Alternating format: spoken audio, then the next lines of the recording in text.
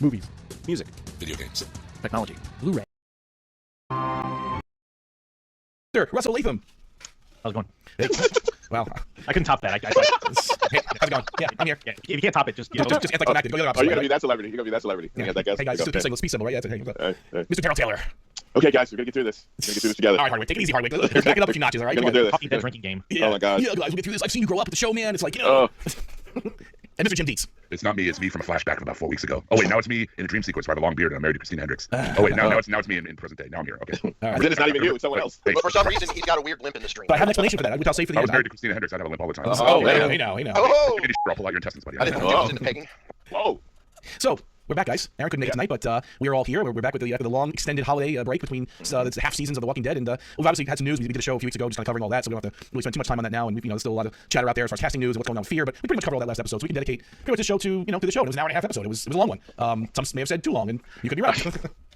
It just seems like when they do these extended episodes, it really isn't worth it most of the time. I mean, No, it just takes a long time to die. I mean, It's like when you watch a Blu-ray DVD and they have the deleted scenes, and you watch most of them, and you're like, yeah, I can see why they deleted that. It's almost like with some of these episodes they said, let's just keep it all in.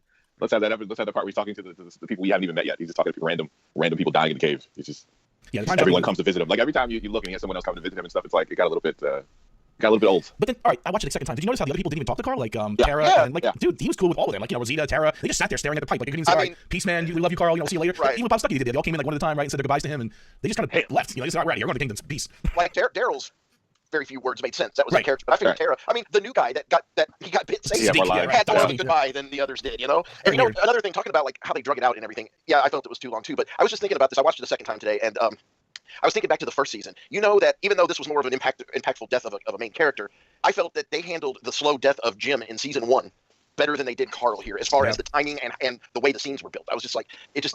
Well, they tried to overdo it. I mean, it seemed like they choreographed it so much to the point where it didn't feel organic about the way that it came off. Like most, like when a death is happening, you want to feel like. hey, remember the time Carl drove that busload of kids? Yeah, That was T-Dog.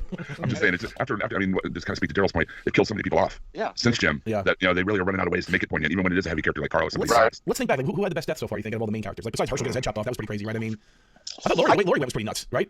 Lori, I think Herschel is probably the most impactful one to me. I don't know, but I think Andrea's death was handled pretty well. Not bad. Even Merle, Classy. his death was handled pretty well. Yeah. Right. That was Abraham. Well, I like Laurie's death. I like Laurie's death in terms of it was done well because it was just so effed up. It was shocking. You didn't expect it. Yeah. Like, it was like, Yeah. what? They cut her open. She's dead. That's the end of Lori. What the Yeah, hell? that was came out of such nowhere. a, Yeah. that was such a kick in the gut. Like, wow, they did it like that. Like, how do you come back from that? As a kid? Although I did think it was a better way to do her death, or more cinematic than I don't know, maybe, but than her death in the comic. I was just glad they Well, killed sure. She's Yeah. dead. She's dead. She's on. Yeah. I was just glad to see her go. I think was it Tyrese went out kind of strange, right? Like he had that kind of governor flashback thing, right? And then Yeah, Tyrese sounded like Tyrese goes into the. It felt like they didn't know how to do a death again. He's Like, tripping out. kinda- Just, yeah, like you start having a moment, everything gets slow. You start to have this kind of crazy moment of like the actor talking to themselves, kind of. And then Who death I think they did well, and this was another early one, but it was, what's her name? Andrea's sister. That was the first Beth, right? Not Beth. I mean, sorry, no. Oh, the other one, yeah. Yeah, Andrew's right. I can't think of her name. Yeah, Vanessa or something that was the like first one. That was yeah. That's how much we remember it became. I mean, I kind of like a fast. You know, Amy. what affected Amy, me most? thank you. The arrow to the head. Who was the doctor that got the arrow? That to was the head? oh god, Denise. Denise, yeah. When Denise died, that made me feel more emotionally sad than most of the other deaths prior to that. And that was sudden too. It just happened out of nowhere, right? Because that's how in a world like this, that's kind of how it happens. Like when you're pretty much in war all the time. So when it happened, I wasn't expecting it. That poor orange soda too. Yeah, and the reaction of the actors, I think, is what did it best. It's like when that happened, it's like that's totally f up. She was talking too. She's like, that's it. That's horrific. Yeah, those are the. I think that was the most impactful. Sophia's death was pretty harsh. I mean, the search for her for half the season wasn't, but the actual Rick staring her down with the gun. Cinematic. Yeah, that's good. Yeah. I mean, Dale went out pretty hard too. That was a little unexpected too, right? When he went out. Oh my boy, I forgot. How can I forget Herschel's death is what? Yeah, what That's what. Because they But I kept- agree, Herschel for sure. Because they kept hacking at him and hacking. And I'm like, and I was so angry. I remember I watched it in the morning before I went to work, and I was just so pissed off. Was the governor go liar? Right. Oh, it just pissed me off. I never hated the character so much in my life. With Carl, though, I think that once they had to lay down on the cot, if they would have had just the Daryl and the others leaving scene, Right. and then maybe then the let's try and get him out of here scene, and because the church scene, I think was the best part of the whole him dying. I think that was played out very well. But by the time they got to it, it was just like, thank God, it's done. They could have cut the sewer scenes out and just like started from the church, right? Just like that's the end. Like it almost felt like they were trying to apologize. Yeah. Like to him for that. It was like but you felt like that. It was like you can't make up for it. You quit. You fired him. I mean, it didn't. I don't know the way they did it. It just didn't feel organic the way It was too much. Like, so I usually use a saying that I say it's like 10 pounds of shit in a 5-pound bag, right? This was like 5 pounds of shit in a 10-pound bag. Like it was. There wasn't, and I'm not criticizing the content as much, but it just felt like there was maybe 35 minutes of story that they drug out into an hour and a half. It's sad, And right? It's sad, right? It didn't need to be like it got to the point where it was so drug out that it started to lose its impact because it's just right. It feels like you're telling me I'm supposed to feel really sad, and you keep tapping me and saying, he's a kid and he's dying. It's sad. It's sad. And every time they move to another scene, like you have the killer scene with Morgan, and they go back to, come on, it's sad, right? Carl's dying. Right? It's sad, right? Especially when they keep cutting in these great action scenes with Charles Morgan, and Morgan's kind of losing his mind and going like berserker Wolverine and everything. You're like, No. you're watching Morgan fucking unravel, and every time that's compelling and interesting, we got to cut back to Carl. But it's sad, right? But it's sad. He's dying. Just to show you, so I'm watching the show last night because I usually start at like 20 minutes after and then just catch up with commercials. But so I'm watching it, and I guess I started about 9 o'clock my time, so it was almost over by the time I started. And I didn't realize it was a 90-minute episode. But I'm going along, and all of a sudden, like my DVR kind of wigs out. Like I get to the point where they just had gotten Carl out of the sewer, and they got him out, and they're having a conversation. And the DVR cuts out, and I'm like, well, what the hell? So I fiddle around with it. I started back, and it shows like it's basically like 1 minute to the end. I think it was when it was switching over between Talking Dead and Walking Dead. Anyway, so I'm like, okay, well, I'll just start from 1 minute from the end because I had to have been close to the end, right? Like I figured I was there. So I started up, and I hit the back button. It goes back 10 seconds, and I'm like, okay, I'll back it up like 30, 40 seconds because I must be at the end, right? And I keep backing it up, and I'm like, I'm nowhere. Like, how can I not be at the end of this episode? Like after. So I finally just had to like forcibly rewind it, and I was like, holy crap, there's 20 minutes left in this episode. Never-ending story. Yeah, it just felt like too much. I mean, Yeah, it was. Again, the one thing I'll say is I think Chandler Riggs, I think he did a really good job. I mean, I think he did. Showing emotion, showing character. I think if nothing else, this episode proves that we've been a little rough on the kid over the course of the series, especially kind of when he got past that awkward teen years. Right. Where he, but I think this proves he maybe with proper direction, maybe with a little bit more practice or whatever. He does have some chops. Like, I mean, I was impressed that this kind of helped disprove some of the criticism that we've had. Well, he grew up as an actor as well, as well. Yeah, around great actors. I mean, he was learning with. I mean, that's got to rub off a little bit, right? Yeah, but it just like I don't even think it's his fault. No. No. I just don't think we needed that much time with Michonne and Rick and Carl just being sad and going like I don't know. I just don't. Less is more sometimes. I think like you said, we talked about Andrea. That was like a quick, kind of classy. It was like the last 7 minutes of the episode, and it was heartbreaking and music, and it was like, okay, they close the door and she blows her brains out. Like that's it. I mean, it's like that's pretty much what you need, right? All right, Carl's a bigger character. He's been along for 8 years. Maybe give him a couple commercial breaks, but half the whole episode, I thought it was a little bit too long. I think less is more would have been a better direction here. I think for the show. Now, I have an important question for Russ that brought up from his little thing there about the DVR, and that is with doing what you said you were doing, you're not skipping over the red machete, are you?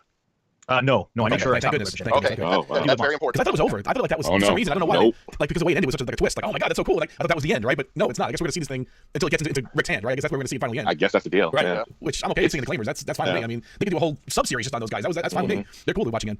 It just was a weird thing how they set this thing up. And again, when they try to force you to be, and even the director kind of was smug about it. Like, Nick Taro? Episode 2. That's what. smug. Like, Yeah, they trying to leave their own BS, man. They're trying to. Yeah, I know. And it's like you didn't make me go to tears. I mean, he did a good job in what you gave him. He did a good job with that, with the death and stuff. But they tried to connect him being because I did a good thing. I sacrificed myself because I did a good thing.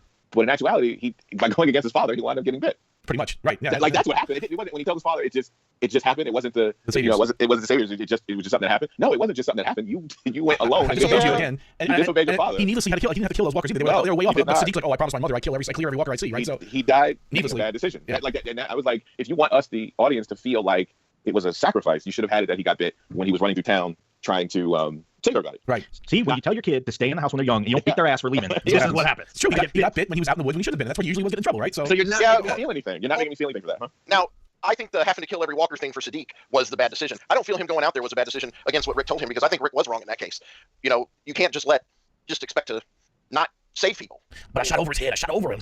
Yeah, but to get that dude to go by yourself and not bring somebody with you as backup, that was a bad decision. You might be right on that. I'm just saying though, is I think it speaks to Carl's character that he went and did what he did because, like he tells Judith, sometimes you got to lead the parent.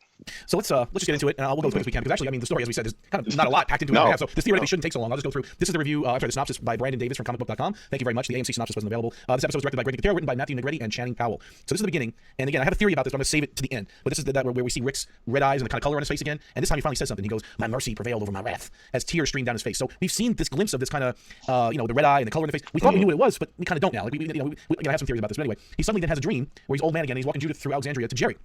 And everyone's excited and living well. He kind of has this nice glow around the picture. Everything's bright and cheery. And Rick is even human again. Like he's actually smiling. He reminds me of how Rick was when he was in the prison and he was like Farmer Rick for a while. He actually was a human again. Like he lost his, that cold hard kill everybody edge. And it was kind of cool to see that.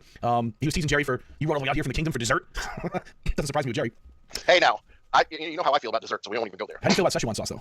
I feel great about Szechuan sauce. I had a lot of it today. Today is February 26th, the day that McDonald's released the Szechuan sauce, folks. So maybe still be some left if you haven't gotten it yet. But the sauce is people. The sauce is people. It's pretty good. Well, there's some damn delicious people. I know, it's not bad. It's pretty good. So Sadiq roped him in helping in Alexandria. So we see, everyone's smiling, Jerry's helping out. Back to the original timeline, Carl and Michonne are burying something. Christ, it's Carl and Michonne. It's actually Rick and Michonne are burying something. Yeah. Okay, thank you, Brandon. Presumably Carl, which obviously, I mean, we know what's going on here. It says Bear McCreary score gently company's devastating moment. Yes, we know that. Back in the moments in which we saw Carl Sadiq in the woods, and this is kind of a flashback to exactly where he got bit, which again, what's his name? Gimple said, "Oh, I'm so surprised nobody noticed that." I mean, this is totally different than what I saw 6 episodes ago, right? Like, exactly. We did not see the one come up from underneath in the last episode. I'm really surprised nobody caught that. That was very strange. So Carl fights off one walker and the other bites his side. He suddenly shoots one on top of him, and you see Carl's face. He knows at that moment exactly what's happened, and he's pretty much marked for death. Sadiq asks if he's okay. Carl says yeah, and he just kind of walks off. Outside of Alexandria, Carl enters through a secret sewer with Sadiq again. Going, this is all time jumping here. This is where he picked up Sadiq before the battle of Alexandria with Negan. Sadiq follows him. His presence will be a secret. In his bathroom, Carl then takes his shirt and his hat off, and he cleans himself up. He does see the bite mark, and he gets emotional looking at himself in the mirror a little bit before covering it up, putting his hat back on and marching back outside. Atop the gate, Tobin and Carl discuss Rick's long-awaited return. Tobin hands him a note from Michonne. And again, this is that whole thing where Michonne just disappeared for a while. She wrote, I had to go see it for myself. That was in the note that she left Tobin to give to Carl. Okay. When she went to Wakanda. Right, when she went to Wakanda. She went to the sanctuary. But she had to see it for herself. We were talking about that. What is she doing? Anyway. And they're still trying to explain that. Right, they put it in a note now. That was in a note. They retconned a note in there. Like, come on, I'm sorry I didn't say goodbye first. We will be back soon, Michonne. Okay. So later, Carl sits in his house and writes kind of goodbye notes to Michonne, Rick, Enid, and more. He explores the sewers with Sadiq again. He lights candles and sets up a cot. Kind of makes a nice little setup for him so they can break the news to his father. They brought somebody back in, which I don't know was such a big deal. When they had the prison, they always recruited people. I don't know why bringing one more person to Alexandria is like an issue now. Remember they had the 4 questions. They were looking for people, and I don't know why. I mean, the only thing with that is like with Negan, who's a spy, who's not a spy. The junk people. That's true. Have him over. They didn't burn. Yeah, you're right. He sits on the porch with Judith and makes handprints on the porch with paint. They take a photo together, kind of selfie with a Polaroid. He hands Sadiq cans of food and candy back in the sewer again. Again, we're time jumping back and forth here. Sadiq hands the candy back to Carl. It looks like a Kit Kat bar. And like they gave half of it back to Carl, and Carl ate it, and they share a candy bar together. Big cat bar. Was it a big cat? It was, right? Big cat. Yeah, Yep. big one. It's good. He I trust Chubb with all the candy related. Yeah, you have to. So, Chubb, what happens if you don't break it? Like, can you eat like 3 of them across, or is that sacrilege? You can't do that, right? Doesn't matter as long as the chocolate gets in through the stomach delivery system and down through the esophagus. So you don't have to break them. You don't have to break me off a piece of that Kit Kat bar, right? Oh, all right. Oh man. He later plants in the Alexandria farm, and and this is where Michonne pulls away. So again, this is really a lot of time jumping here. Again, crazy time jumping. But then the sun just kind of glows on his face. He's like his last encounter with the sun. Like he knows it somehow. It's his last day on Earth. He takes off the hat and kind of takes in the rays. Cliche. Yeah, cliche much. We did that. That's a cliche going all the way back to Jim's death. Remember Exactly. the sun shining on him. He's leaning against a tree, right? Yeah, exactly. Yep, yeah. exactly. The biggest issue, like this whole beginning part, I thought the music mix was way too hot. Like, the music was way too loud. The song that was playing, not Gary Curry's score. Yeah. Okay, Do you know why? Why it was so loud? That's actually Chandler Riggs' band's song. I knew it. Recently released. I knew it. Really? Like I said, it sounded like them, and I'm like, they have never played a song so goddamn long that it looped. It looped. And the same words were playing. That was, is actually a 6-minute song. At the bottom of That's what I'm everything saying. by Bright Eyes. That's the name of the band, I guess. And that's Chandler's Bright band. Eyes isn't her band. Isn't his band? That's a different band. No, the song was called Bright Eyes, I thought. Oh, okay. Maybe the song is because Bright Eyes is kind of rubber. So that's a different band. This was really a sorry. We fired you. But no, after Hardwick mentions it at the end of Talking Dead, I was like, oh, let me go look up his band, and I listened to one of the songs, and it was that song. Oh my God. It wasn't even like the song didn't bother me. It's just that the mix was too hot. Like it was long. Yeah, and But it's like what Daryl said. It was a "Here, we're sorry we fired you" kind of thing. I think. Yeah. They did the same thing with what's her name, right? With Beth. They played her music on the show a couple times too. Remember that? she would sing. Right. Yeah. But- But it was just weird that they played the song so long. Usually there's a cut. Usually you have like 2 minutes of song, right? And then it moves. But to have it on that long, I noticed I was like, wow, this is on for longer than usual, and it sounded like him. And I totally thought, man, it'd be something if that's him. It's a cover of the Bright Eyes. Actually, one of the songs at my wedding was done by Bright Eyes. The first day of my life, and this song is a Bright Eyes song, but it's his band doing it. I just looked it up. Is that what it is? Okay, so It's called. they covered a song from Bright Eyes. Is what you're saying? Right. Okay. It's called At the Bottom of Everything. Gotcha. But I think that it's not even the direction that I had a problem with in this episode. I think it was directed well. I think the editing is where this thing fell apart. Like I don't know who's in charge of the editing. The director usually sits down with the editor, right? Yeah, but the editor. I mean, yes and no. I mean, the editor's gonna assemble the cut, but it just some of the choices, just in the whole, like it was plainly obvious how and when Carl got bit. So in this episode, they show after knowing that they show us, and then they tell us. Like he had a whole conversation with Rick. It's like you just got done showing us that this is exactly how it happened, even though we pretty much knew this is exactly how it happened, and now you're telling us about what we just saw that happened. It was Because it really felt like it was someone who was saying, I did a great job, but I'm gonna show you all the stuff that you complained about prior. Like it just felt like you're trying to really. I'll show you fans, you pesky fans. I'll show you what you want to see. Here it is. Yeah, like every question and everything. Like it just admit it. It didn't. The cut wasn't right. The episode that she did, the cut wasn't But they exactly. still couldn't help themselves with the time jumping though. So even if they wanted to answer all our questions and finally show us everything we've asked to be shown this whole season, they still couldn't help themselves with this crazy time jumping. It was too late. Like They've been doing that so much lately. They're just relying on the time jumping so much. Just it's cool every once in a while. It can kind of like break up a sequential story or whatever. But it just seems like every episode we get the time jump back and forth, and you're like, is this then? Is this now? What's going on? Why are they showing? And Russ makes a great point. They just get done showing us a scene, and then they tell us what we just saw. And like, why? so they can go on Talking Dead and say, I see, it was all there. This is like what Russ said at the beginning. I keep taking all Russ's points again, but these are the deleted scenes that should have been deleted. Yes. Yeah.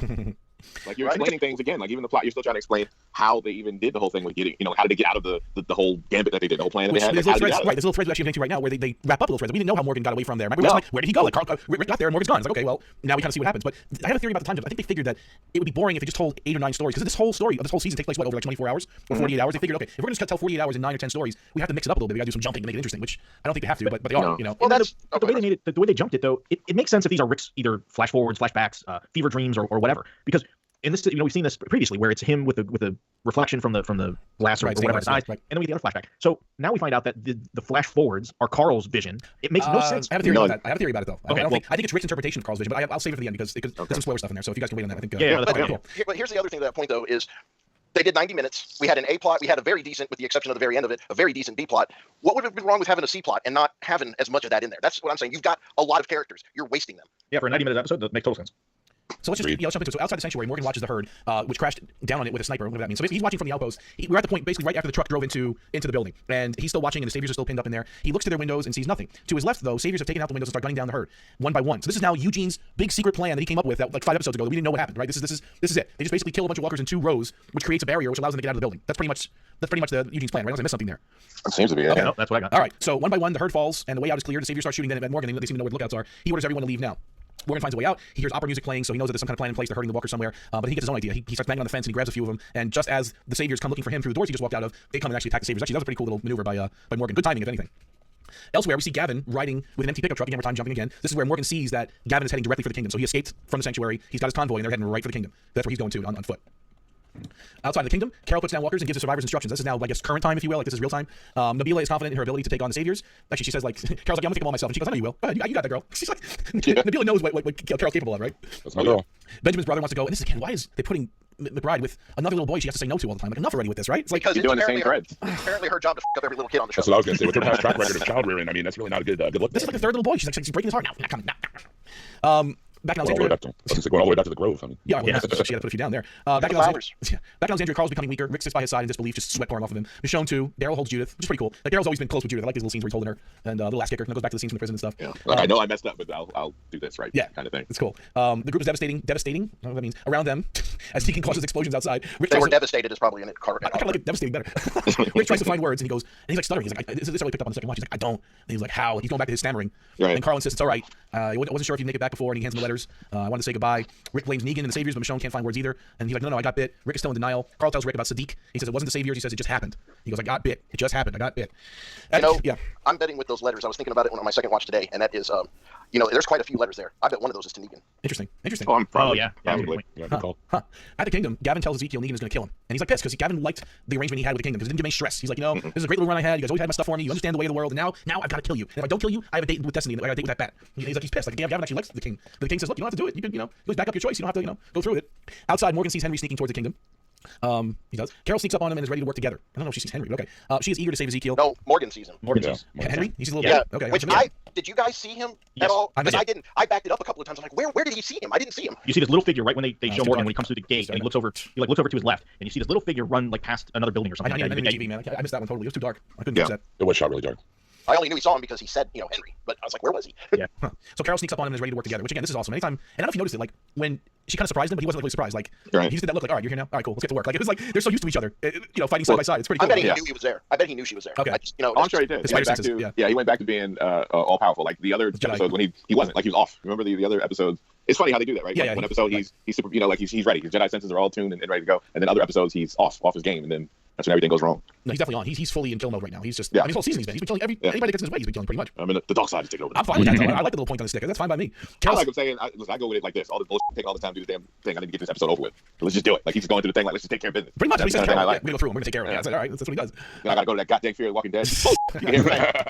Close. Let me finish this thing. Finish these damn saviors. Get him out of here. Back in the sewers, Carl lays down on the cot and with Michonne's help. Sadiq offers some anti-inflammatories to help with Carl's fever. He said they help with his mom and dad. Michonne nods to Rick, so he takes him. You're a doctor? Rick asks. He says yes, he was a resident before the world fell. So this is all news now. We didn't know Sadiq was a doctor, unless I guess you read the comics or whatever. But I mean, okay, so he's a doctor. That's good. I mean, He's probably going to deliver Maggie's baby, is what I bet ends up happening. okay. Yep. Because I think Doctor that Eugene lets go doesn't make it. And he's an OB, which is kind of funny, right? So that's Yeah. not Sadiq. I mean the other one, yeah, Dr. Carson. Right. Dr. Carson 2.0, according to Eugene, right? Yeah. Yeah. Carl says he brought him back only because he needed us, rather than because he was a doctor. An explosion causes dust to fall on Carl, and he starts coughing. Rick shields him and gives him water. Michonne charges to Dwight, and she goes, "Make it stop! Go up there and tell him to leave." And he's like, "I can't. That's it. They're gonna go soon, but I can't go up there." And Rosita joins the conversation, asks about the hilltop. Basically says that's where they have to go. We can rally there. It's safe. We need to get everybody there. Dwight advises everyone to stay here, but Daryl insists that they'll die if they stay there. And he's right. They need to get out of the sewers there. Right. After they let up, after they're gone, that's when we go. So they come up with a plan pretty much. And then Dwight questions the intelligence of saying, "Well, is it good to have all of you at the hilltop together?" And Daryl's like, "Yeah, we'll be their worst damn nightmare." Well, being split between 3 different places sure hasn't worked out very well for him. So Outside the kingdom, Morgan and Carol approach saviors who are putting out fires. Morgan says, "This is it," and they strike them down using Morgan's spear and the butt of Carol's gun. Morgan puts them down afterwards. And this is like, it was great. It was just perfect. They were in full attack mode. I could watch this whole episode of these two. It's great. I love it. They take out more saviors. Even does the old trick where he kind of taps him on the shoulder and then spears him through the back. I mean, that was, it was great. One gets hit in the throat. Morgan jabs him in the stomach again, putting him down for good in the face. Morgan's determined to find Henry, which I totally missed all that. That's crazy. Gavin orders everyone else to get moving. Ezekiel sits by and he says, "Is it going to go bad?" Ezekiel, Gavin asks. Like he kind of has a feeling that something's going down because his people aren't coming back. And he says, "Is this going to turn into something else?" In the sewer, Carl talks to Michonne again. He questions her for leaving. Said, "You should have stayed here and rested. Why'd you leave? But you look great now." He pleads with her to stop the war. He says again, "It's not supposed to be like this. I know it could be better." So again, he's kind of taking that moral high ground that pretty much denotes he's a goner on The Walking Dead, one way or the other. Which makes no sense to me because they're trying to wipe them out. Yeah. He's been a crazy serial killer too for like, he even admits it. He goes back to, I kill people for no reason, like he said. So I don't know. Maybe he's trying to repent. So the bombing lets up in Alexandria. Dwight says Daryl approaches Rick and Carl, hands over Judith and offers condolences to Rick, I guess, and then he kind of says goodbye. Daryl says goodbye to Carl. The rest of them just basically just leave, which is very odd. At the Kingdom again, Carol and Morgan continue their mission. Morgan over here, saviors talking amongst themselves and catches some loading a truck. Carol begs him to leave them. But he approaches and kills. Oh, basically, she could have bypassed these couple. But he's like, no, we're gonna kill every one of them. That's the way Morgan's brain is right now. He's back in like the clear state of mind in this episode for sure. But she says yes because he basically took on 4 of them. He was gonna get shot. I mean, he was. Yeah, but when you're in the middle of a firefight and Carol's telling you to chill out, you're going over the deep end. You got to dial back a little bit, right? Yeah. That was 20%. I agree with that, but I also at the same time think strategically maybe he's right, especially with all that he took out or they took out together. There were still quite a few of them in that theater shooting at them. You know, so I don't know. Strategically, it kind of made sense. This is still such a turn for the character after the No, it is. Yeah, right. No, I agree. And they collect all their guns too from the corpses. Pretty cool. A man loads Gavin's truck, and Gavin insists they leave some room for Ezekiel. Gavin tries to explain himself to Ezekiel again. He's trying to like still, I don't know. Like you see Gavin almost coming around, which I can almost be okay with Gavin coming around. Like he really did he. I don't think Gavin had to kill many people. I don't think has he crossed the line? Has he done anything saviorish like that really? I think he's been, but to me, even when you close your eyes to the violence that is happening to people, unfair violence, it's the same as doing it. And I think Gavin's thing is, I didn't, like it wasn't me pulling the trigger, it wasn't me, killing those people, but you stood there, but you're complicit in it all happening, and you got to go. So like Simon, Gavin, there's no redemption for these guys, right? No, they're like the Nazi officers that went to the Nuremberg trials and got hung. Yeah, right? and I think that's what he's trying. I think that's what they're trying to do. Like they're trying to say, following orders. Yeah, I was only following orders, and hey, that's okay. But a lot of people died because you just followed orders. War crimes, yeah. Yeah. So a man loads Gavin's truck. He actually radios for his other men. Again, classic trope. Hey, are you there? Come in. It's like I was watching Die Hard all of a sudden. Like all right. So the guys, the other parties don't answer. Gavin obviously knows something's going down. He gathers everybody and goes inside the theater. And then Ezekiel again is trying to urge him to change his mind. Gunshots ring out, and that's it. They all go inside. And we see again, after another commercial, in the future again, Rick continues to shed tears. So again, we're back to the tear thing with the rainbow reflection in his face. Then from there to the dream sequence, he greets Eugene with Judith. So again, it shows that they've reintegrated Eugene back into their community. Hell no. Right? Hell no. Yeah. He offers Judith an apple, and they're grateful. He's got some kind of contraption where he's baking the apples or something. I don't know if this is any indication to anything, but on Talking Dead, Greg Nicotero, when he's talking about this, he describes her as 6-year-old Judith. Right, which I don't think that spoils anything though. Like if they just, look, you could gauge how old she is by looking at her, right? I mean, you can say okay, she's a little bit older than she is now, so it's not like it's. It's not like that much of a spoiler, is it? I mean, they also might be, like foreshadowing a time jump at the end. That's what I was getting. That's what I was leading to. Is I'm wondering if that's what they're doing. I think so. We'll get there. You got to do something. I mean, we talked about this before. We got the new showrunner Angela Kang coming on. We talked about how they've kind of spun their wheels with the Savior storyline for a long time now. They really need to kind of step. I think that's why, like I said, we're back. I think that's why Carl is dead because I think they're going to time jump, and Carl just don't look that old. He can't jump that far, right? Yeah.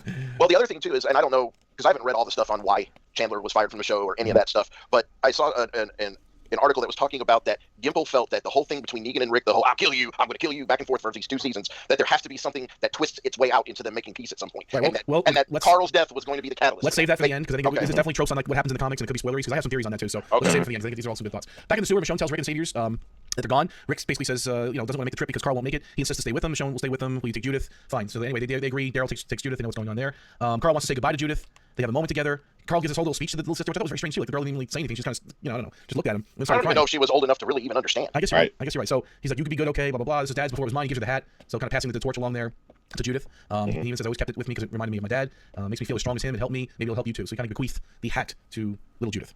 Yeah.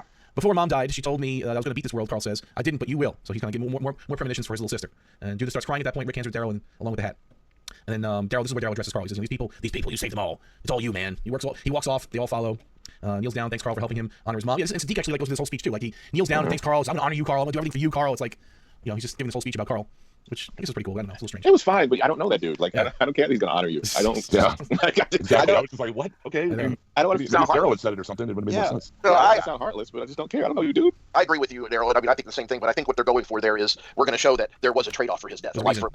Which again, it was a hollow gesture as far as the writing goes, but I get what they were going for. So in the theater, Ezekiel is beaten by Gavin, who insists it's too late. Ezekiel insists he was once saving Gavin's life, but he's no longer doing that. An explosion then rings out from a side door. The Saviors then shoot at it. Kind of funny. It's like they're all shooting at the door, but nobody's there. Right. Gavin orders them to stop. Carol and Morgan, this is actually hilarious. I couldn't believe this. Carol and Morgan knock down some scenery at the stage and just light up the Saviors from the stage. It's amazing. Gavin's shot in the leg, so he drops. But they just take out everybody from where they were. I'm telling you, he's yelling. You can hear him. yelling. I gotta go to this goddamn show. I don't want to go to this crap. So goddamn swims. Carol dives for cover, obviously, because they do start shooting back. A man tackles Morgan on the stage. Morgan shoots the man who has Ezekiel shoots the man who has Carol pinned down. Morgan wrestles the man on the stage. He takes 3 punches to the face before sticking his hand into a hole in the man's stomach and pulling his guts out. He William Wallace him, man. It was awesome. Well, even better if he just strangled him with his own innards. Just wrapped it around his throat. Oh, God. So Ezekiel and Carol are shocked, as is Morgan. Gavin gets up and hobbles out of the theater with Morgan missing shots at him. Ezekiel suggests they leave. Let's just forget it now. Let's just go. We don't need to go. Morgan says all of them are dead. In the sewers, Carl takes his last sips of water. Michonne pats him down. Blah blah blah. You're gonna be strong. Rick still can't believe what's happening. Okay. Again, he's talking to Michonne. He says, Carl says, don't carry this. Not this part. You're my best friend, Michonne. You're my bestie. You're mine too. Michonne tells him, you're mine. They start crying. I mean, it's pretty cool. I like the relationship that's formed between Michonne and Carl. Here are a couple characters who have like actually bonded like over the course of the show, and that scene actually had gravitas because of the connection they've had going back again. I mentioned earlier to Claire when they go and get the Boo Boo Kitty out of the diner together. They've been bonding ever since. But see, that should have been like exactly. Michonne saying, "I'm going to honor you." Exactly my point. You got me. You got me. Yeah, I mean that would have had some weight to it. But this guy who we barely know saying that is like could mean anything, Or you have Rick say the only thing he can say because he's been flipping out, not being able to say anything. My son, you're here because of him. Like you're alive because of my son. You will honor him.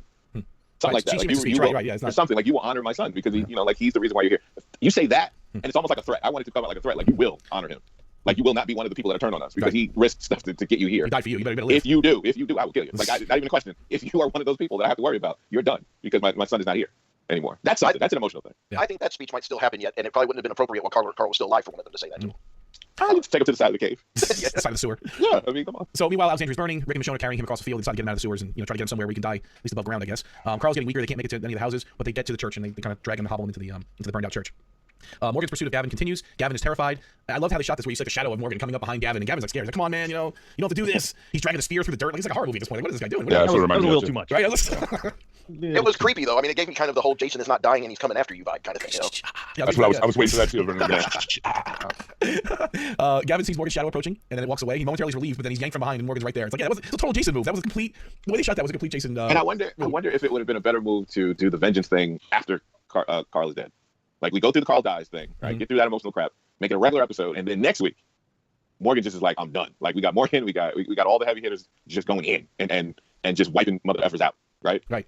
After feeling that, I think it would be a better paced thing if they had done that with the show instead of just trying to keep me excited with one thing with that whole situation, and then you keep going back to Carl. It's like, what are you trying to make me feel? They had to end it with that with the dream sequence and that crazy little twist at the end, where you see Negan. So it's like, you couldn't end here. You had to end with Carl's story, right? You had to end over there with them taking Carl and putting him in the grave, right? I know what you're saying, though. It's just. I know. So Rick and Michonne lay Carl down. We used to be the Alexandria Church. Thanks for getting me here. Carl says to Rick, I'm sorry. I didn't want you out there. But he's like, no. I mean, he means getting me here, like for making it so I could be who I wound up. And getting more emotional here. Rick is emotional as Michonne. I didn't personally. It didn't really pluck at me. Any of these scenes, it didn't really get me. I get a little emotional sometimes watching this stuff. But this one, because you were worn out by this point. Is that why? Yeah, you're probably right. I mean, it did get me a little bit, but I think it would have been more powerful had we not already had so many Carls about to die scenes. Yeah, you're right. Commercial. There's a smugness to it. There's a smugness to the way that this was done. You did him dying on a break. You left it on a break, and then you're gonna have a whole episode of this guy dying, and it just makes you feel like you're trying to be like, I'm gonna make you cry when this episode comes. That's almost the thing, the mantra, right? I'm gonna make you cry. I'm gonna pull your heartstrings. So almost like they did when Negan opened up season 7, right? We're gonna the death is coming. You don't know who's gonna get hit in the head with a bat, right? Like you're gonna cry. Like that's what it sets us up for. Yeah, that's funny. Well, back at the prison, when we got attacked, he says there was a kid a little older than me. Carl's remembering. He had a gun. And he was starting to put it away, and I shot him. This is exactly where Herschel, and this is at the end of season 3, was right there. And Herschel told Rick, he says, hey, man, you got some problems with that little kid. You better get him in line because the kid was disarming. He was putting the gun down, and Carl killed him in cold blood. Was this necessary? No. I mean, this is the only irredeemable part of Carl, I think. That's why they had to bring it up. Like, this is the only murdery part of Carl. Everything else Carl did was, like, justified, right? It was defense. He actually murdered this kid. And I guess, I don't know, they had to address it. I don't know. It was bothering him. It was bothering the writers, I guess. I don't know.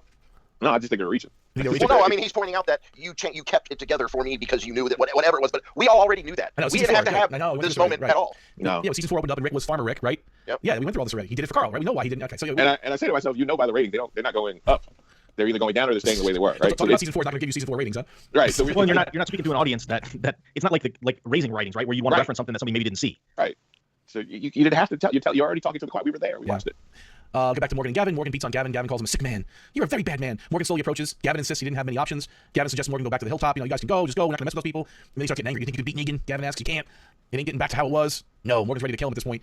And then we switch back again. Rick and Carl.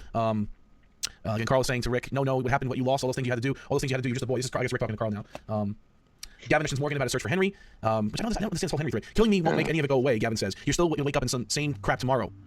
Honestly, I think they're trying to draw a parallel between, like, here's Henry, who's, Carol was supposed to be kind of like mentoring or whatever, right. And what he does at the end, and then when they put Carl away, and let him do what he has to do at the end, they're trying to make a parallel seem like to me. No, I think you're right. I think they're referencing the other boy that died. What was his name? The brother of this little kid. What was his name? Yeah. That's the one I killed. That's what Gavin's talking about. Not the little boy that's sneaking around the woods right now, right? Right. Okay.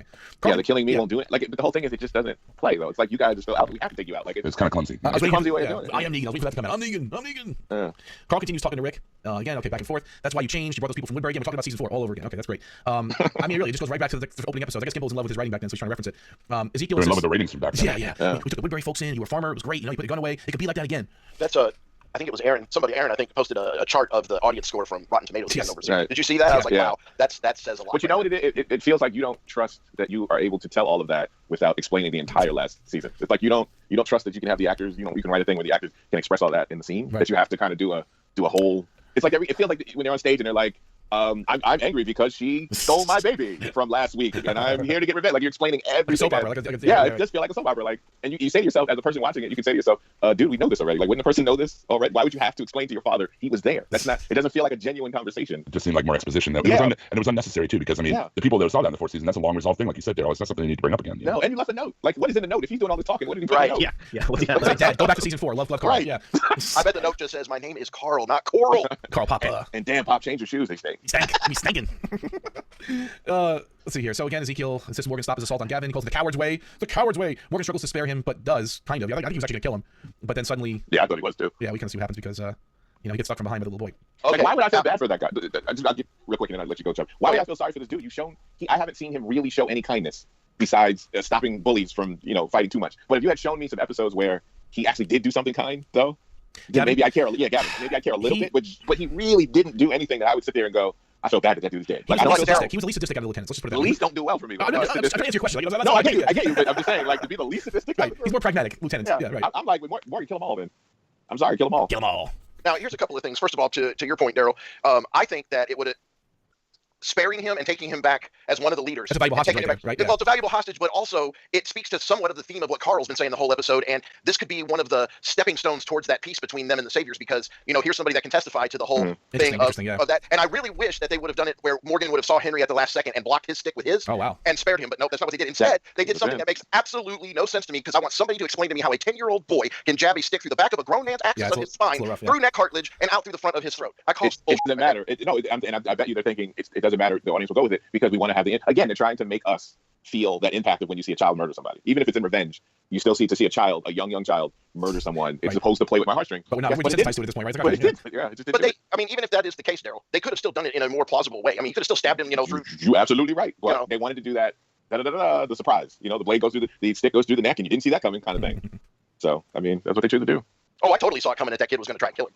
I knew that way, though. I mean, that way. They wanted to do the crazy kill. They wanted to do one of those. I mean, I buy it when they have these types of deaths when they're killing like 1-year-old decrepit walkers, but a live human being, no. Okay. What kind of a blunted stick? It wasn't exactly like razor sharp, right? It was kind of it's pointy. It's pointy, but not like Well, anyway, as we back to Carl, this is where his life is now fading, and this is where he basically describes the dream. And again, we'll get to the end, and I'll totally give my theory on this. He goes, I know you can't see it yet, but he goes, I can see it. You have a beard. It's bigger. It's grayer. Michonne's happy. Judith is older. She's listening to the songs I used to before Alexandria got bigger. There's new houses. There's crops. People are working. Everybody's living. Helping everybody else live. You can still be who you are. That's how it could be. It could. And he's trying to bring up those feelings in Rick that he had. Again, going back to that time when he put his gun away and he did become that farmer Rick and try to be, be more human than just a machine. And not trusting anybody and just killing everybody. And so the dream sequence is now playing to Carl's description. And then Rick says, Carl, it was all for you, like you said, right from the start. Back in Atlanta, the farm, everything I did, it was for you. The prison, it was for you. And Judith, it still is. It's going to be. Nothing's going to change that. And Carl says again, I want this for you, Dad. And then Rick says, okay, I'll make it real. I promise I'm going to make it real. So Rick promises he will live out Carl's vision of the future somehow. And I guess that promise is going to have some weight, as you were talking about, Chubb. Yeah. Henry stands before Ezekiel, questioning what he had done. Ezekiel insists. I had to. Henry says. Carol scolds him for following them. And she's yelling at the little boy against. He just told somebody, but who cares, right? Morgan stands silently. So again, Morgan's a little. Hope he doesn't lose his total killer instinct here, but maybe he's a little twisted now to see the boy he taught to use the stick just kill somebody pretty much in cold blood. And then you hear Carol in the background whispering to the kid, "I'm going to take you to a little flower patch." Yeah, exactly. I told you to follow me. I know. Plus, I mean, he says exactly what Morgan says. He says when he kills him, he had to. That's exactly what Morgan said earlier. So had to, man. Get it on. Well, actually, Gavin is responsible, I think, for the death of his brother at the very least, right? So I mean, it's kind of justice if you want to say that. You got to do something. You got to give me something where he kills someone who's not even like a soldier. You got.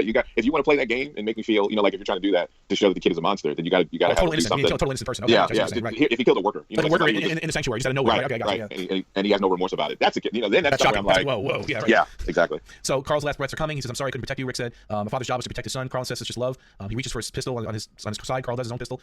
Michonne says, "Wait a second. It should be somebody he loves." But Carl says, "Well, look, if you can do it, we should do it, right?" And Carl says, "I grew up. I have to do this."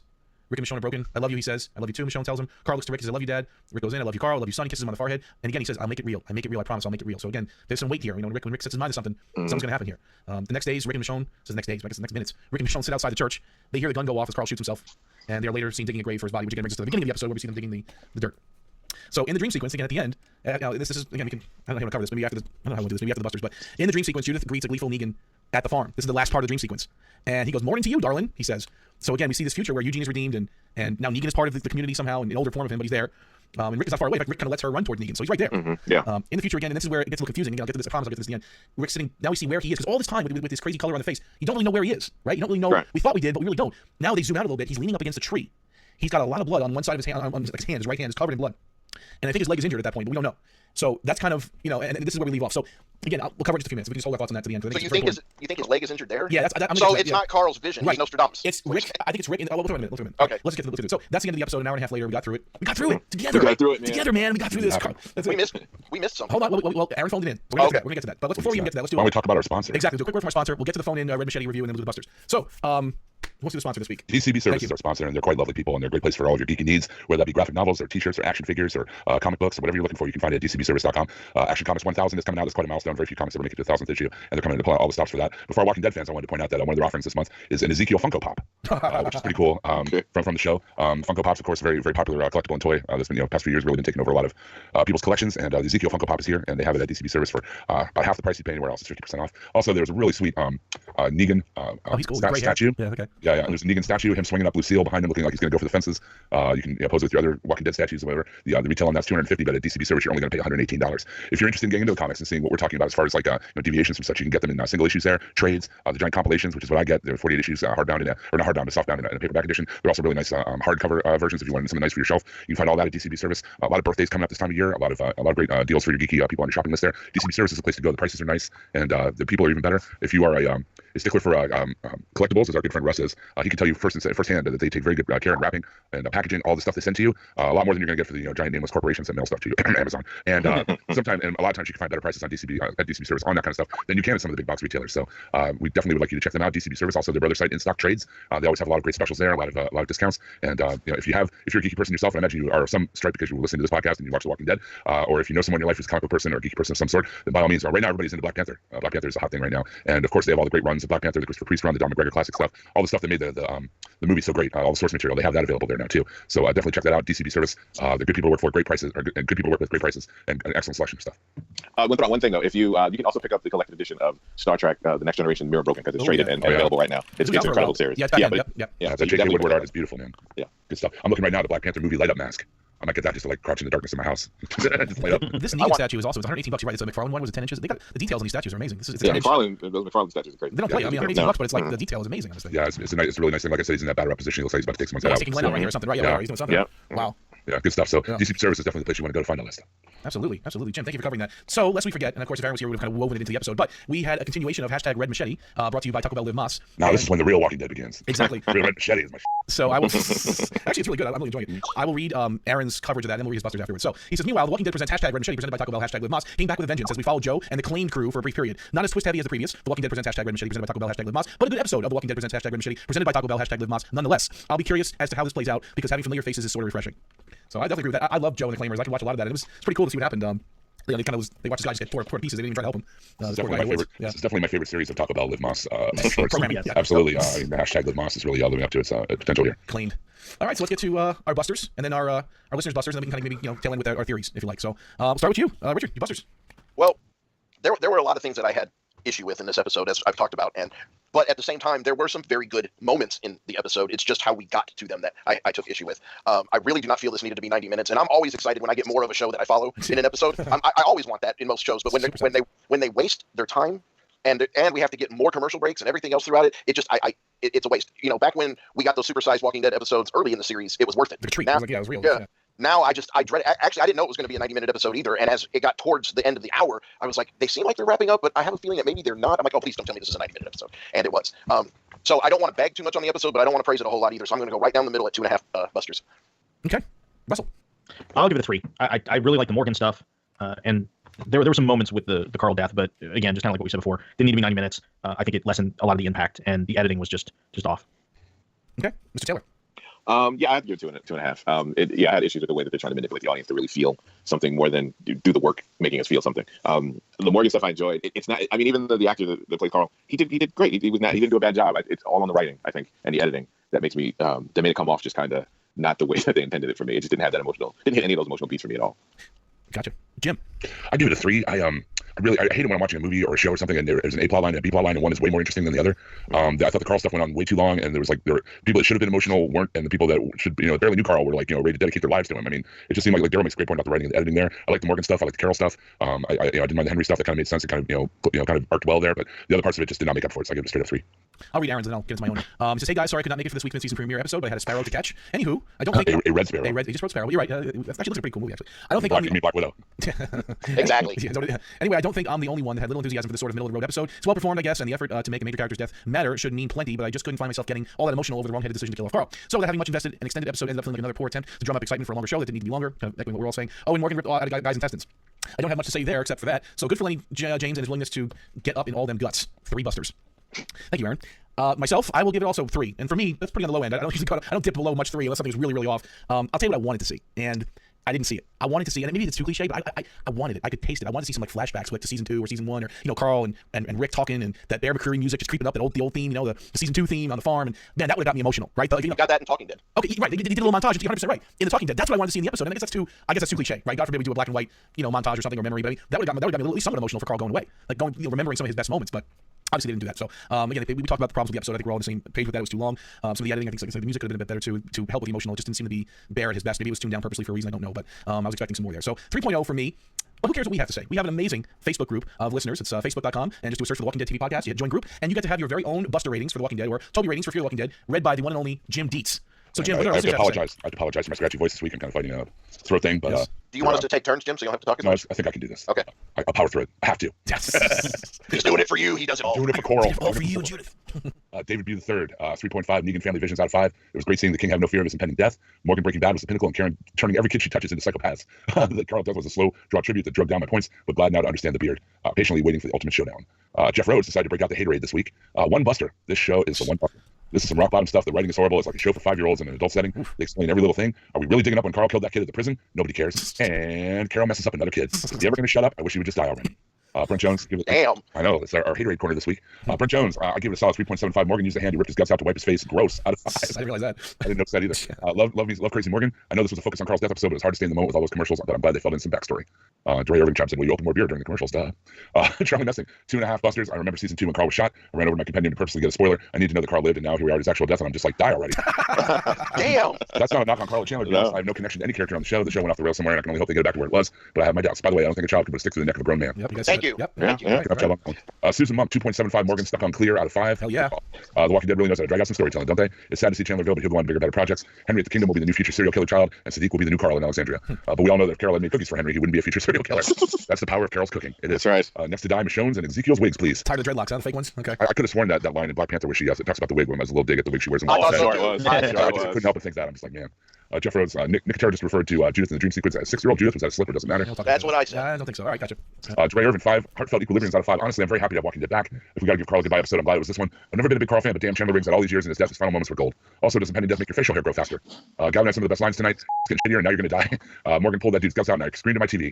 Rest in peace, Carl. Even a rest in peace to Gavin. Looking forward to how this plot moves forward.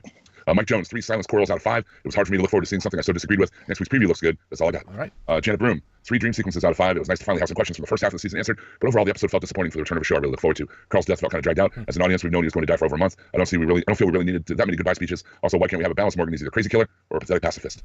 Johnny Stewart, 2.5. Kick that can down the road. Gimple out of 5. Damn, was that drawn out? But it was nice to see how the Saviors got out and what happened to Snipers and Morgan. That was cool. Morgan got the ultimate Indiana Jones kill ever on the show. Badass. Yeah, Carl died sad. Effed up the story. Whatever. Let's talk about that end scene. I think Rick will kill Negan at the end of all that war. So we'll see what happens. Okay, he's speculating here. Okay. Yeah. Well, obviously he doesn't know, and that's why he's upset. He couldn't do what Carl hoped for.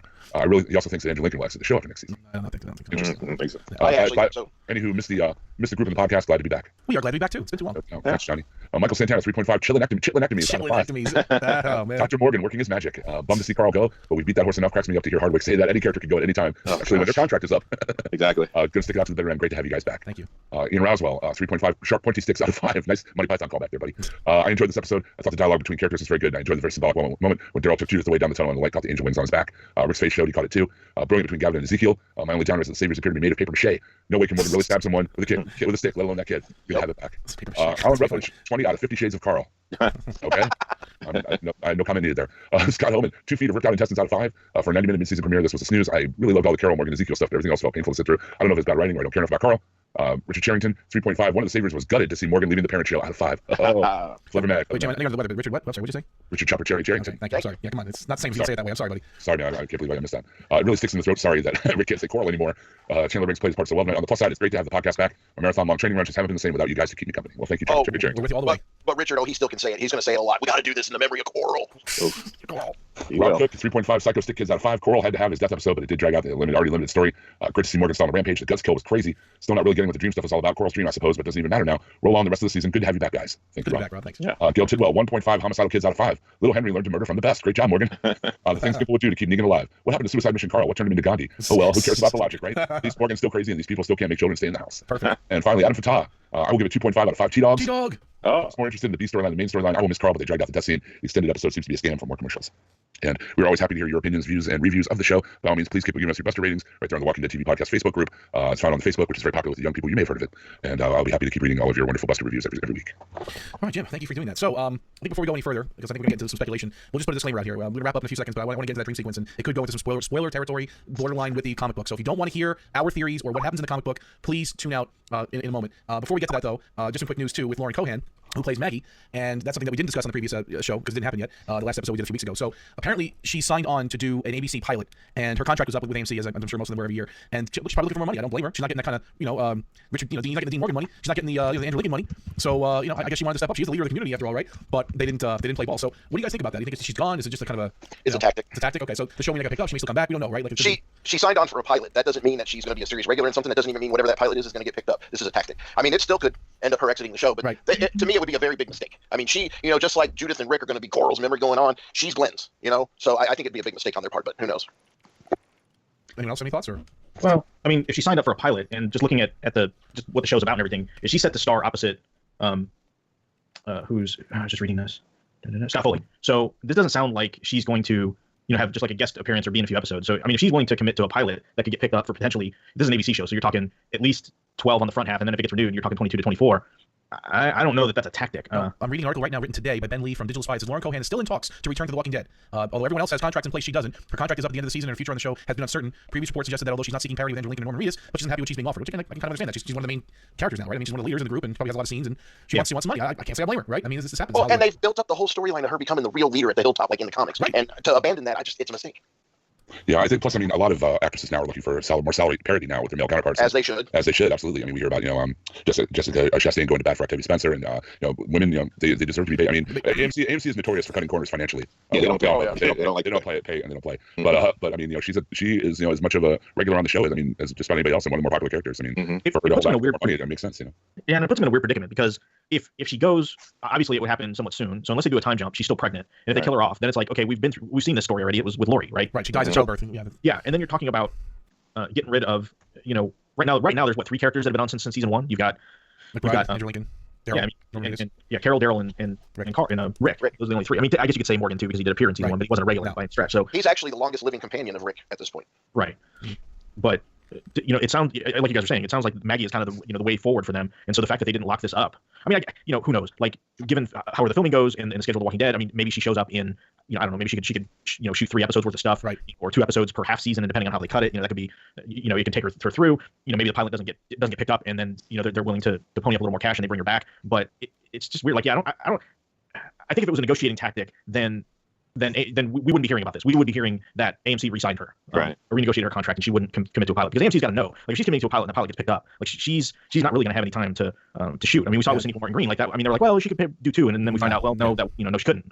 So it's a sitcom actually, ABC that she signed up to do. It's a Bill Lawrence produced sitcom called Whiskey Cavalier, set to star Cohan and Scandal's Scott Foley with 2 lead roles. Well, and that's the thing is, do you know how many sitcoms get pilots every year? I mean, it says if it's a hit, the comedy will follow FBI agent Will Chase, played by Foley, and his new partnership with CIA operative Frankie Trowbridge, as Cohan plays, as the 2 navigate saving the world and each other.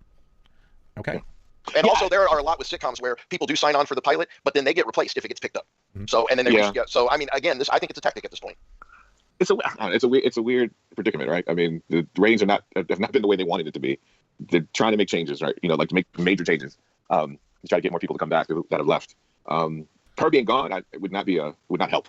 Nope. But she's not a superstar yet. You know what I mean? Like she's not like if Michonne left. Like if Michonne was talking about going, and they played that game. Oh, really? You think Michonne's got more weight than she's got? You think? Right now, yes. Wow. Right now, because she's also one of the major players in one of the highest grossing movies of the year so far. Yeah, I mean, her star has never been that bright. It's never been as bright as it is right now. I mean, that just happened. All right, that's true. You're right. Yeah. So you got to take that into effect, and her character is popular as well. But I mean, so Rick's Bay. yeah. So I mean, she's in movie. She can do other films. I mean, now, like she's at that point now, she can do other movies. Yeah, but I think the schedule allows for that. I mean, the whole split. I mean, yeah, but I mean, it would hurt AMC to not want to keep her. Like that's absolutely. Her agent can, when it's time to renegotiate, her agent has a lot more leverage than I'd say the agent for the other actress right now, because she hasn't proven a hit until this has been her only hit TV show, right? Well, yeah, pretty much. I mean, she was young, but then she did that movie. She's in a couple movies too. She's done some other stuff, but I mean, I think what it is. If I was her, I've been on the show since season 2, and then Jeffrey Dean Morgan comes in. God knows what kind of money they're throwing his way, right? God knows. And he's bloviating, blustering, throwing his butt around. Look at me, I'm Negan, and he's making all this kind of buku bucks. She goes, wait a second, I've been on the show since season 2. I've been with you guys. Right. I'm leading this community now. I have a lot of scenes. This emotional stuff. My husband just died. I'm playing all this stuff. You got this guy swinging a baseball bat, making 15 times more than I'm making. I kind of agree with her. I think you're right. I don't blame her. No, I don't blame her at all, because God knows what they're paying that guy. Now, I mean, all right, Norman Reedus money, Andrew Lincoln money. She's not gonna get that. Norman Reedus was a movie star before she was anybody, right? Even Reedus and Lincoln aren't getting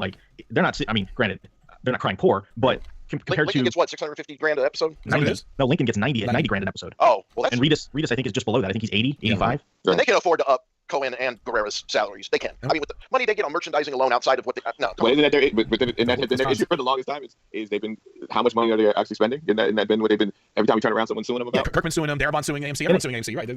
It's weird because even though from a ratings perspective they do better, I mean, it does better than most broadcast and other cable shows, it's still a cable show. So the level of advertising and the money that they're getting per break or whatever probably isn't even as high as it is for shows that aren't as rated as high but are on network television. I mean, it's still that stigma. So it's a weird spot. And given that the ratings are on the decline, my guess is when these guys go to renegotiate contracts, they're probably not going to get more, whenever they got their re-up or whatever it was, that's probably that's the most they're going to get. Which is why Andrew Lincoln will be gone after season 9. I'm convinced of it. Well, I don't after season 9? I mean, I don't know. Maybe it would depend on where the show is at by season 9. What's his contract status? Is he season 9? Through? He's through season 9, and Kirkman just recently announced that he is going to kill Rick off in the comic series at some point. And I think that'll translate. There was actually an interview a while back with Andrew Lincoln I read where he talked about that. That might be something that is considered. Blah blah blah. So I don't know. To me, I don't know. I also think as far as their if they have a renaissance of I'm saying we don't know. Like if they have a renaissance with this show and kind of brings back, because it's not like they lost everybody, they didn't lose everybody. But I mean, if they kind of can get the new season, can kind of excite people again to come back to the show that have left, and they're in a good place, I could see him re-signing. That's a big if. There's a lot of fringe money with this. It's more like all right, I'm reading here, comparing the salaries to the Big Bang Theory and the Gilmore Girls, they make over millions of dollars per episode, right? But yeah, that's CBS. That's true, right? That's CBS. That's network. But these guys go to these conventions. They're walking away. We were chatting about this, you and me, Daryl, on the phone. I mean, these guys walk away $50,000-$60,000 a weekend. Okay, I know that's not a lot of money, but you don't some more. Right, so let's go to 100,000. I've seen it. Because it's insane. Right, you don't get conventions around the Big Bang Theory. You don't get conventions around Gilmore Girls. You get conventions of Walker Stalker Con and all this. There's this whole other subgenre. Jeffrey Dean Morgan didn't go to conventions before the show. What did he go to conventions for? He wasn't around. Maybe he only did Supernatural. Right, okay. He go for Supernatural, and that is one of the most expensive cons to date. I know it's here in Pittsburgh. You should look it up now. It is outrageous for people to pay for that. Yeah. So now he's earning $200 a photo, just like Norman Reedus, right? I mean, come on. And Lincoln doesn't do too many of them. He'd be smart if he did more. He just does the ones around Atlanta. He don't like going around too much. But the rest of them, they make money on this stuff. So he's getting $200 a photo, but or that's what it's bringing in. That's not what he's getting, but still. But then if the person that he took the photo with wants to come by and get it signed, he's getting $75 a pop. Right. And that is his. Well, the deal is they get a lump sum to come from the con, right? Right. Whatever they sell, they get whatever pictures or whatever they sell. Yeah. Well, on top of that, some of them it's either or, right? Like they either get a flat rate, like you show up and we'll pay you X to show up, and you will basically just be a signing machine, right? Or that's how it used or you get a piece of the action. Well, even the comic, I'm going by. I can only go by the comic friends of mine that they will get a lump sum. Like they'll say, hey, I'll give you 10,000 show up, 10,000 or whatever, 8,000, depending on what it is. I'll give you that, and I will cover your transportation, hotel, right? And if you have things to sell, you can make money off of that on your own. So you sign up. They have a thing where you just sign our stuff, and then you can sell your own stuff too. Gotcha, right. And that's what they do with so up that, like that's just comic people. I mean, there's people that are just doing the comic up that with TV. Well, what they do with the entertainment guests for movies and TV generally now, it's like what you said before, but most of it now is they get what's called a guaranteed minimum. So they'll pay their hotel, travel, all of that stuff, and food and everything else, all the per diem and all that stuff. But then they're given a minimum guarantee. So you will come and you will sign at the table and all of that stuff, and you will also make a percentage off photo ops and whatnot. And we guarantee you to make at least 10,000 or 3,000 or whatever it is. Right. And if you don't make that, we'll make that up. It's covered. It's not bad for a weekend. But they're not really getting that lump sum unless it's not made through their signings or whatnot, unless it's a sponsored thing where they're signing Wizard World stuff or whatever it is. Or they're connected. Like in case they get like a lot of them when you see like why is that person that only did like 2 episodes here? Like you feel bad for them. They're only there because they're connected. Like their agent or whatever is connected, and so they get everybody signed for the con. And pretty much that's how they get it in. Like if you want the big ones, you got to take the other ones that was only in like 2 or 3 episodes. Jim, like, I was talking to Jim for half an hour because the actor that played Jim was like, I felt bad for the guy. Nobody was out to get his autograph. I'm just sitting there chatting with him like, oh yeah, okay, it's cool. Blah blah blah blah. That's why when like Stan Lee shows up, they have his ass up there for as much as they can, and just they want as many people through that line signing as humanly possible. No idle chit chat, no nonsense. Boom, boom, boom, boom, because they've guaranteed him a ton of money and they bang won't get it. bang, no kiss. You just got to get in, get your picture done, and they got to move you out. Like Herschel's line is long. Herschel's line is always long. You know, David Marcy a little bit. You know, the governor not so much lately, I guess, but it's always Herschel. It's always if you're burnt all day. They pay for the other people. Well, I'll tell you what, people. they all have like second stringers here, like they had Abraham here, they had Eugene here, or whatever. And people will line up big time in Pittsburgh to see those people. I mean, those agents will sign them all. Yeah, those agents will sign. They represent all of them. But to be honest, we really don't have like a comic, quote unquote, comic convention anymore. It's all a collectibles and autograph convention. Yeah, right. You know, right, exactly. So HeroesCon isn't like that. That's one of the things I enjoyed about that. Yeah, that's why I like HeroesCon too. I will say this, and I will not name the actor, but I saw somebody that I was involved with helping at a Dallas Comic Con that was a 4-day weekend Comic Con that walked away with 6 figures, and it was all in cash from signing autographs at that person. Yeah. It is crazy. So again, they're not making millions of dollars per episode per se, right? But they have the opportunity to just go on a weekend, fly to New York, fly to San Francisco, fly to Chicago, fly to Dallas, and do one of these cons, hang out with their people, all expenses paid, have fun, sign some autographs, and make, like you said, $100,000. Like what? I mean, there's fringe benefits of being on this kind of cable show, genre show that you don't get for being on a mainstream type of show. That's what I'm trying to say. So it's like, they make nice, but I think that's where Chandler Riggs over the next 2 years he could probably make a really good living off of just doing the concerts. Right. And he will. He's generally well liked. His character was generally well liked. Right. The show's still popular, and he does cons hard. Like he does a lot of cons. He does him and his family. For him, though, I read just last night that he actually closed on a house near the filming in Atlanta the day before he got the script that he was being killed. Yeah, we talked Why about would you do that? Yeah, Why would you do that on that show? Like that just seems silly to me. Like, I mean, unless you were doing it for an investment, but if you, that's what his father was talking about. No, I'm not dead in the comic. I'm not dead in the comic. Carl's still around, baby. Come on, I'm Carl. I'm Carl Papa. I really don't think anybody saw this coming with Carl. But the show's proven that nobody is safe, and given that, why would you tie yourself to something when I don't know? I can't. Like most people, what most people do is they move to wherever the place is shooting at. They'll rent a house together. Like a lot of actors will rent a house together, right? And then but keep wherever they are. Keep where they really live. Yeah. And they just move back when it's done. They just go back. They go home. And that's how they do it. A lot of them do it. Like a lot of them places where they shoot in Canada or somewhere because it's cheaper. They just, or since they're going to be in Atlanta, they just rent it. They rent out these little houses, apartments, houses, whatever. That's what you do. Yeah. But well, it is what it is. He's in college. Yeah, that's true. All right, so good conversation there. We'll see what happens with Lauren Cohan. We'll definitely follow that one closely because it definitely affects the show in a lot of ways. So okay, cool, good. Let's just put the spoiler alert. We're gonna get some major theories right here. If you don't want to hear them, you don't want to hear what happens in the comic book, turn off the show right now. Thanks for listening. All right. So let me tell you my theory. You guys can pick it apart if you think it's totally off the wall. But I think this is this. What we see him sitting there with that light on his face and against that tree is actually the future just after he battled Negan. Yep. Okay. The blood is not his, it's Negan's. He just sliced Negan's throat, but not mortally, right? As happened in the comic book. And I guess Negan broke his leg pretty bad in that battle. So he's against the tree. He decided not to kill Negan, and he quoted that sign. What did he say at the beginning here? What was it? My mercy. Right. Whatever, it says, my mercy prevailed over my wrath. So he decided to spare Negan for Carl. And it was, I guess that's a moment where he's crying, thinking about Carl. But that's the future. And the dream is Rick's interpretation of what will happen now after he just saved Negan. Like, so he's now going to try to make that dream come true. So it's like Rick's interpretation of Carl's dream, saying, okay, I just didn't kill Negan, and now 3 years from now, here's what's going to actually be happening. And that's what I think. What do you guys think? I kind of agree with you. Okay. I kind of think the whole keeping thing, the whole keeping, they love the actor that plays Negan. Too much, yeah. They won't get rid of him, right? And the comic didn't either. I mean, he's still around. So no, they kept him around. I like him a lot. But I mean, that's what they're going to do. Yeah, lock him up a while, then he earned his way in. I'm a big fan of Jeffrey Dean Morgan. I'm not as much of a fan of how they're portraying Negan, which is not his fault necessarily, but I'm a big fan of him. And I don't know. I mean, okay, so you're saying that the flash forwards we saw, even though Carl was talking about it, that's actually the future that Rick is flashing forward to? It's a potential future. All right, yeah. Because I'm just saying he's limping in that thing. Right, so because he that's just not busted his leg. Carl's vision. No, but he just against the tree, he just busted his leg pretty bad. No, I got that. I'm just saying, though, if it's not Carl's vision, then that makes sense to limp. Right, but if it was Carl's vision, that's where I'm like, how would Carl? Is he Nostradamus? What? No, it's Rick's vision of what Carl outlined. Like, that's what it is. It's him imagining what Carl just said. So I think that's what it is. But it's not real. It's just kind of him. And it's like with the halo around it. There's no halo with him against the tree. You don't see the halo with that. There's some crazy stuff with the lights on his face. Okay, fine. Right. But there's no halo. The halo is around that imagined future of with Negan there and Eugene there and everyone kind of together. Face. What's that crazy look on his face with the red eyes? The red eyes, yeah. That's his fight face. I mean, he's got done fighting. He's done right. That's exactly. He was the same way when he was talking to the governor, right? That's exactly the same look. Crazy look on his face. Yeah. And so Negan's just off frame somewhere, bleeding right now, right, profusely from his neck. Yeah, and that's it. So I mean, that's what happens in the comic books, right? I mean, he just slashes his throat, but not mortally, and then they end up locking him up and saving him. And they lie, and he lies. They say he's dead. They don't all know that he's alive. He's in the cell, right? Yeah, keep him in the cell. Yeah, Shaggy. Yeah. Yeah, I thought the tree scene too was after him and Negan fought. I didn't go into all the other though. But what you're saying, I totally buy into that. That makes sense. Yep. So we know. I think that's really probably how the season's gonna end. What do you think? I mean, they can't stretch this out any longer, right? I mean, come on, it's been two and a half seasons already with this Negan stuff, right? Because I'm thinking jump when you get the new person coming in. I'm thinking you got to do something. Right. So the battle with Rick and Negan has to be the end of the season. It has to be, right? Yeah. Okay. I would. It better be. Enough already, right? Yeah. It's like, come on. You got to give the new person time to like really develop their own thing. So you got to clean up your leftover plots and stuff. You got to kind of clean them up. And the best way to do that, and the easiest way to do that, is to jump in time. So you get rid of Carl. You know. And maybe that far ahead. They don't go like to gray hair Rick. They can go a little bit farther. They don't go that far, right? They can go maybe a year or so. I think it'll be like a year. Right. No, based on your theory there, Craig, I bet what's going to happen is towards the end of the season finale, we'll see him and Negan do the battle, and it'll look like he killed Negan, and that's it. And then there'll be a stinger right at the end, and that'll be him saying that line, and then there'll be just you'll see Negan sitting in a cell, and then that fade to black. I bet that's how it happens. Okay, so that's interesting. So you think the last thing we'll see this season is Negan chilling in the cell that Morgan built. Now, don't forget, Morgan has to also exit the show.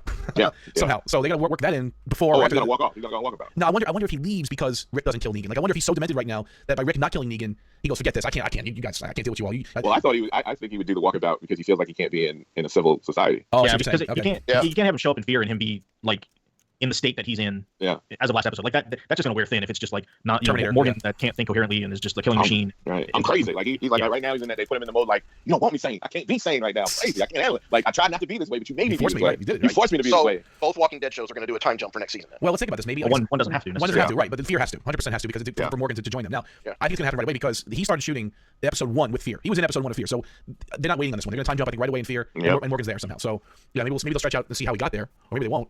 And This we'll is the chance to do that do-over Daryl was talking about for both shows, though, and actually, so we'll see what happens.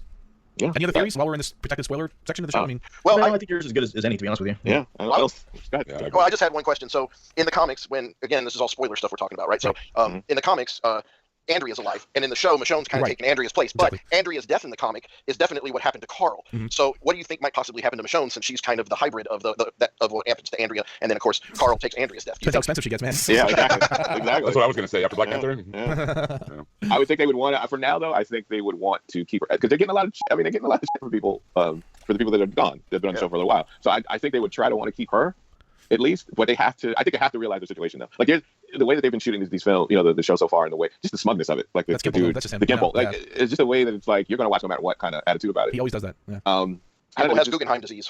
It's just Yeah. I mean, he gives you the action in small bursts. Like, Yeah. I'll let them eat cake. I'll give them a little bit here. I'll give them a little bit there. But then we'll Yeah, slow things yeah. down for a while. It's like, come on, have some fun you with it. Yeah. you want to do something. I think you want to keep as many of the, you want to keep the main folks that people like for a lot, at least for another 2 seasons at least. Because I actually think ratings would not have dropped to the point where they are had they focused more on Maggie. And Denai Guerrera was definitely her involvement with Black Panther. You noticed the impact on The Walking Dead as far as this last season and everything. So I think had those two things not happened, they wouldn't have been forced as much to focus on what they have focused on and drag out the Negan stuff, along with Gimple's, just desire to do that. They just thought Negan was gonna, I think, just like, solve all their problems. Like they thought, we got the best actor. This guy's amazing. Everybody wants Negan. Everybody. So they thought Because he was so great in the comics. Right, He was right. such a great character in the comics. But So- But I think the war thing was what I mean. Everybody a lot of people were talking about. I can't wait to see what they do with the big war. Right? There's been a lot, even from the comic fans. We talked about it a lot. here we are. We're 9 episodes into the war, and Right. it's only been a 48-hour period. But That's yeah, so they're, far, right? they're doing it in a tantric method. They're getting us up to, it's about to, now we got to sit here and wait around again. It's just like, come on. But I think they thought you build up this whole thing with the war, and then it would bring in. I think they thought it would really excite the fandom again. Right. And anybody that had left would come back. But now it's to the point where they really have to get off the pot. Yeah, You know what I mean? exactly. Yeah. Yep. I mean, Part of it, I think, is just- they just dragged it out too long. Exactly, fatigue. Yeah.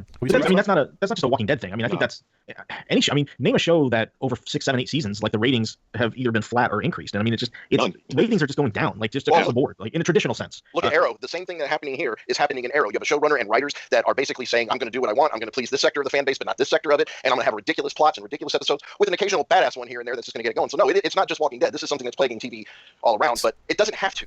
It doesn't have to. On our Facebook group, Brent Jones made a poll today, and I was going to mention that. yeah, I'll read the top contenders. I'm not going to read all the answers because you can write anything you want here. But the number one, basically, he wanted to get to the root of why people are maybe tuning out or getting angry with the show. That was his premise, and you can write any answer you want. 16 people wrote or agreed with. It's less about surviving zombies / apocalypse, more about battling other people. That's what's bothering them right now. The second most popular answer was the formula has become repetitive. So Yeah. we put those two together. Because most of our, it's not scientific here, obviously, but most of our group that saw this today, they wanted it to be like the way it was. The way it was of the show was is that being in this world was the issue. Forget about these other groups and these wars and was strategies. Right, it was living with the zombies where it was a problem. Now it's like zombies aren't a problem anymore. They're cannon fodder for these. But that's true of the comic as well. I mean, I can't blame the show for that because that's been the book That's evolution, right? for a So- long yeah, time. yeah. So Well, But that's kind of what the point of the book was. It was more about the human interactions and the dealings and how to survive with humanity in the midst of a zombie apocalypse. So that's what the whole The canon comics is. got the same complaints too. If you look back on the comics, Right, same like when exact they stuff, yeah. they did the world building, they were like, well, when the hell is this thing going to get started again? Like when are we going to get back to the fighting and the killing of zombies? I And don't know. they'll- To me, the comics never got stale like that. No, I I'm like talking the- about reaction. I'm not talking about what happened in the book. I read the comments and reviews or whatever, and the same thing people were saying about the TV show was happening around the same time as the war and whatnot. People were saying the same thing. When the war happened, it was saying it was too long, and then there were people, Right. So Well- how can you get? You can't really. It's hard to get around that because like when you've been doing something for so long and you make a franchise out of it, I think there is a tendency to repeat the same beats over and over again, and I think that's happened with some of the superhero shows as well, the CW and whatnot. Yeah. There've been similar complaints about some of the Marvel ones where they said the same beats on some of the shows have been repeated. When you have a franchise that's been on that long, that's been a hit. It's a tendency to be like, just to keep doing the thing that people like, and the only way they know not to do it is when those ratings start to fall. Yeah, and I agree with that, but I disagree with those people on the all-out war in the comic because had they kept the distribution the same, yes, but they were smart. They knew that they were going to tell this over 24 issues, but instead of having it 24 months, they did an issue every other week. Right, just bi-weekly. yeah. And that to me was smart. And but with the show, they wanted to have 32 episodes, I guess, for this whole Negan thing, but there's no speeding it up, so it just drug. Oh yeah, they definitely did. You're right. All right, guys. So we explored a lot. We talked about the episodes, spoiler stuff, casting stuff. Any other things you guys want to go off your chest, or we good to wrap it up? No, the only thing I would add to it is I couldn't answer that poll that was brought up because it didn't have option that I agreed with. I think you could add one too. You could write your own in there. Yeah. I think I'm in the place where I'm not out of liking Walking Dead. I still every week want to watch it, and I like talking about it. Right. But I do think there are some episodes where this season there have been some problems with the way the storytelling and the show. But it's not a thing of I'm tired of the show. No, I'm not. No, yeah. It's still exciting. It's just different. It's evolving. You know, it's years later. It's things change. It also goes to that whole genre storytelling of the villain issue that TV and films are having on a large scale. Except Black Panther, because Killmonger was an awesome villain. But anyway, you look at the Governor in the comics, and then what they did on the TV show. Right, it failed. The whole thing with That's why they got rid of Bizarro, by the way, because he didn't agree with Kirkman. Kirkman wanted someone that would do it exactly like he did it, and Glenn had his own little way of doing it, and he didn't like that, so there he went. Now they got Gimple. And now they've just repeated history and took in what I felt is a great villain in the comic. I know not everybody agrees with that, but I like him better than the Governor in the comic. But they've, in a way, ruined Negan. And again, I think Jeffrey Dean Morgan is great, and I don't fault him one bit. I just think they have totally misused that character and the Saviors as a whole. So. Yep. All right, guys. Good chat. Welcome back. Where can our listeners find us when we're not talking The Walking Dead? If they want to hear more of us rambling on about pop culture or TV shows and other podcasts that we have. So, Chubb, where else can our listeners see you and hear you? Well, you can find me on all the social medias at ChubbToad01. I'm on a weekly podcast with Daryl and Jim there and our friend Jerry that we do each week on DC TV shows. And we're currently having kind of the same discussions with a couple of the CW shows that we are with this show right now. So, and also, I will not be on next week's episode because I am going to be in the middle of moving to Seattle. Excellent. Well, have a safe journey, sir, and we'll catch back up once you set up your equipment over there in the Pacific Northwest. So, it'll be pretty cool. You'll be on Aaron's time zone now, huh? Yep. Oh yeah, that's right. 3 hours. So that'll be 6 o'clock. You'll be recording over there. Okay. Yeah. So also, so the week after, with that Monday is actually my first day at my new job. So I don't know, if I'll be done at 6 or what. So hopefully I'll be back then. Gotcha. So we will catch up with you sooner rather than later. But good luck on your move, sir. Russell. Just same place you can catch this episode of this podcast, hhwlod.com, and the show that Mr. Taylor and I do, Gotham by Geeks, over on his network. Excellent. Mr. Taylor.